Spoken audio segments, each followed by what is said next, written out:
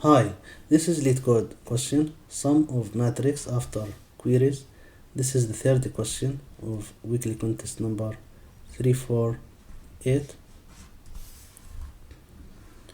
In this example, output is 23. Let's do queries one by one. First query, have row 0. So this means row, and this is the index, and this is value. So at row 0, want to fill with value 1. Then the next query, this means column, this is the index and this is the value. At column 2, want to fill with value 2. Then this one,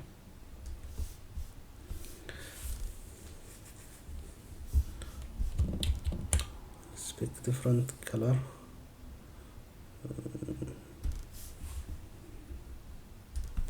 So row 2, we add value 3. So row 2, value 3. The last query is column 0, we add value 4.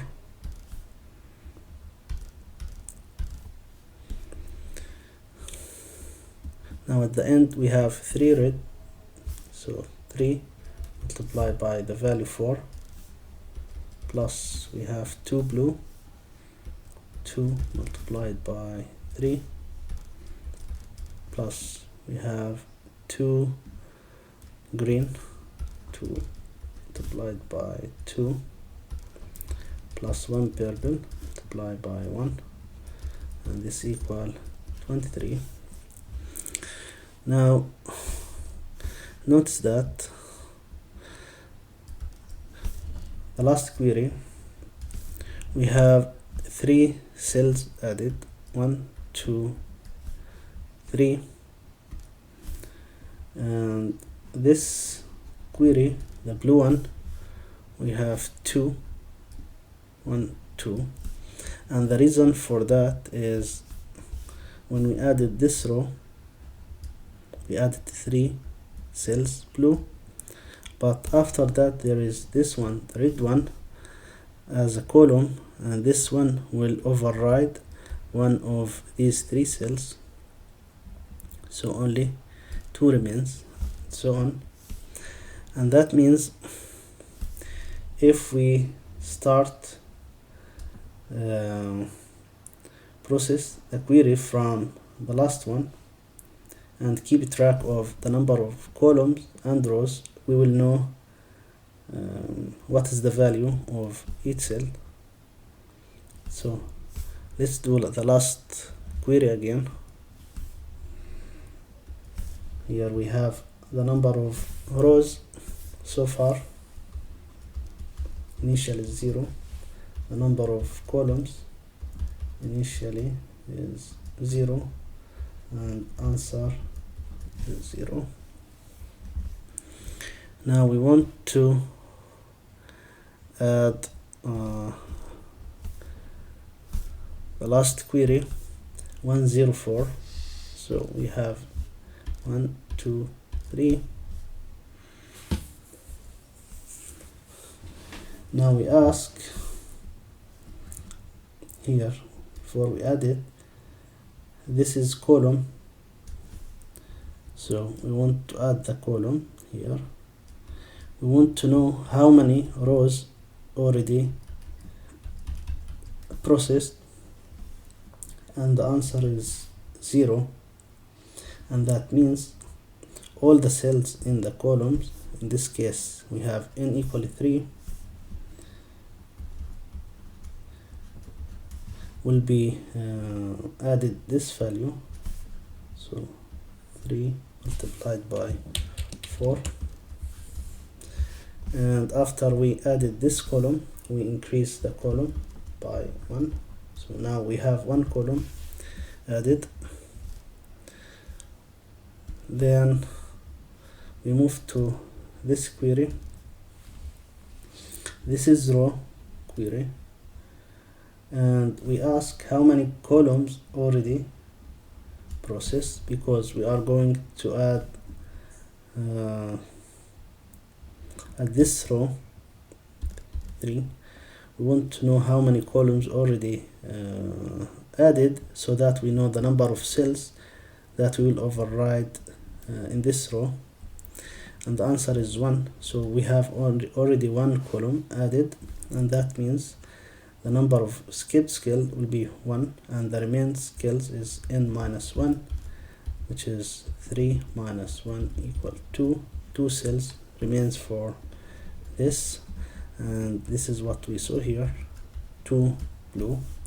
So plus 2 multiplied by the value 3, and because we added 1 row, we increase this by 1.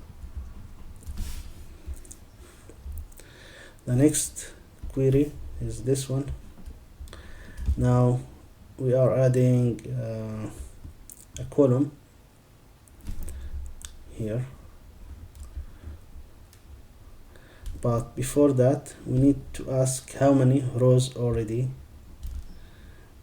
added. So because we are going to add column here, if we know we already have 1 row, that means one of these 3 cells will be skipped, and what remains is 3, which is n minus the number of rows 1 equal 2. So we add to our answer 2 plus multiplied by 2 the value. Also from this we know that we have 2 green cells. So we added 1 more column, we increase the column by 1, so column becomes 2. Then last one, or the first one, which is 0 0 1, we are going to add a row.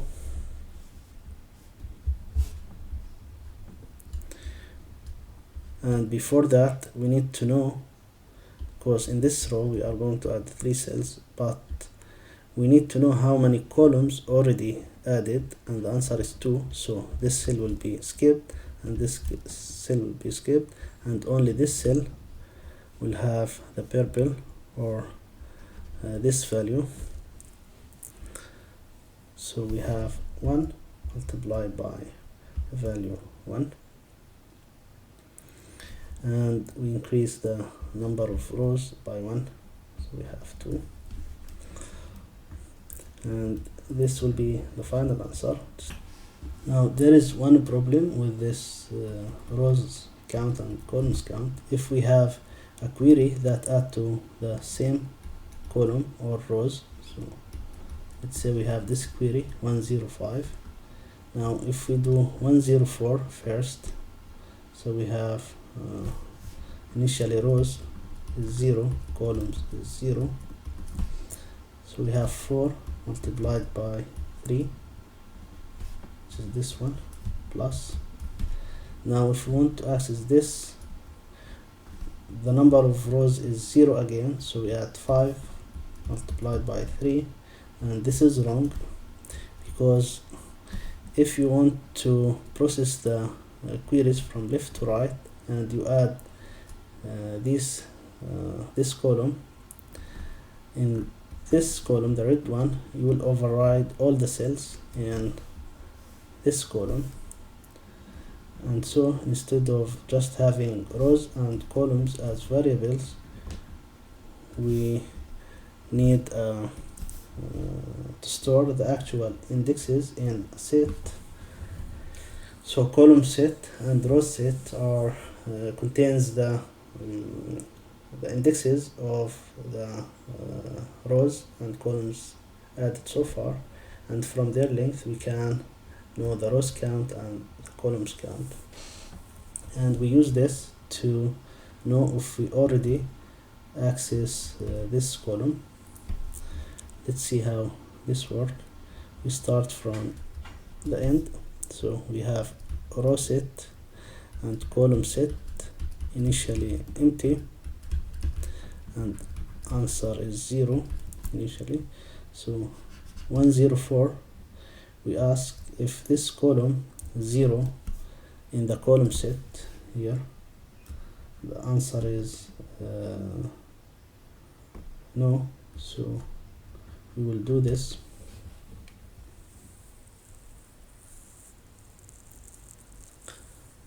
N minus row set size, so we have n3 minus row set, which is row count size, and this is 0, so 3 minus 0 equal 3 multiplied by value, so 3 multiplied by the value 4 plus. Now next, this query 105. So after we process this query, we add this column 0 to the column set. Now we have 0.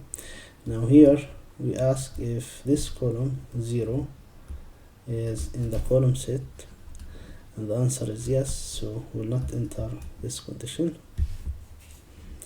Then we have 0, 2, 3.